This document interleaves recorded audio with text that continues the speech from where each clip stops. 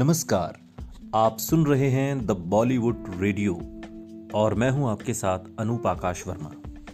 दोस्तों, ये किस्सा अमिताभ बच्चन और जया बच्चन का है और बात है साल 1983 की। अब यूं तो अमिताभ बच्चन की पूरी दुनिया दीवानी है।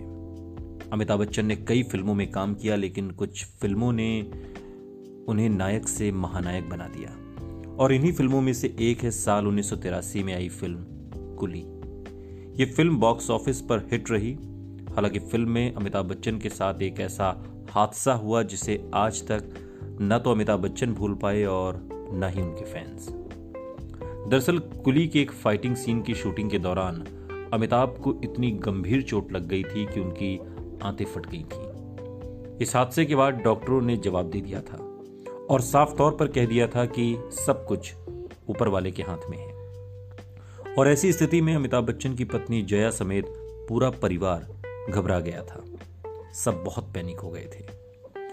बाद के दिनों में जया बच्चन ने सिमी ग्रेवाल के एक शो में बताया था कि उस दिन उन्होंने खुद को कैसे संभाला था। जया ने कहा कि जब यह हादसा हुआ था तब उनकी बेटी श्वेता 8 साल की थी और अभिषेक बच्चन 6 साल के थे। पिता की ऐसी स्थिति की बात सुनकर अभिषेक बच्चन को अस्थमा का अटैक आ गया था।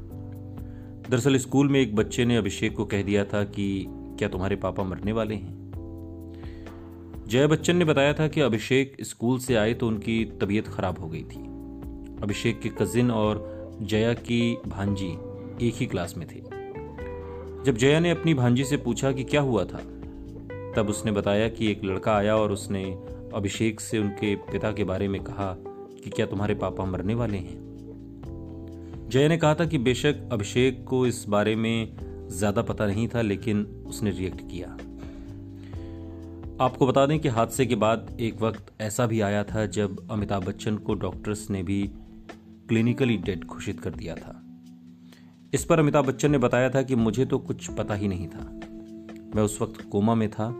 मुझे अस्पताल ले जाया गया और इमरजेंसी में मेरी सर्जरी की गई। उसके बाद भी सर्जरी हुई थी जिसमें 14 घंटे तक मैं बेहोश रहा था। उस वक्त पल्स डाउन थे, बीपी बिल्कुल शून्य था।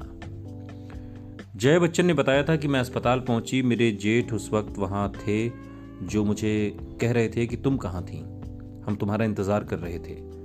मैंने कहा कि मैं बच्चों के पास थी। उन्होंने तब मुझसे कहा कि देखो, इस वक्त तुमको बहादुर बनने की जरूरत है, इसलिए आराम से, मैं तुम्हें कुछ बताने आया रहा हूं। फिर वो मुझे ऊपर लेकर गए और मैंने रिएक्ट किया कि क्या ये नहीं हो सकता।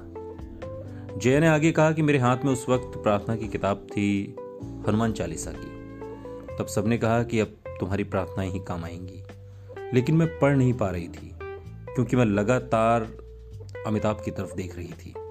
मुझे समझ नहीं आ रहा था कि क्या हो रहा है, लेकिन वहां दिख रहा था कि डॉक्टर्स उनके हार्ट को पंप कर रहे हैं। उन्होंने कुछ इंजेक्शन अमिताभ को दिए जिसका उन पर कोई असर नहीं हो रहा था। फिर उन डॉक्टर्स ने गिव अप कर दिया। फिर मैंने देखा कि इनके शरीर में थोड़ी सी हरकत हुई। मैं खुद को कहे जा रही थी कि हिलो, थोड़ा मूव करो, थोड़ा सा।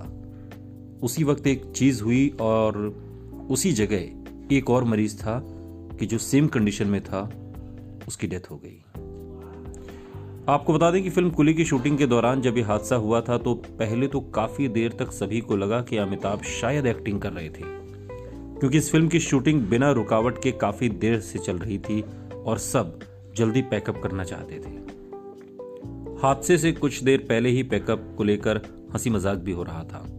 ऐसे में सबको लगा कि अमिताभ भी पैकअप चाहते हैं।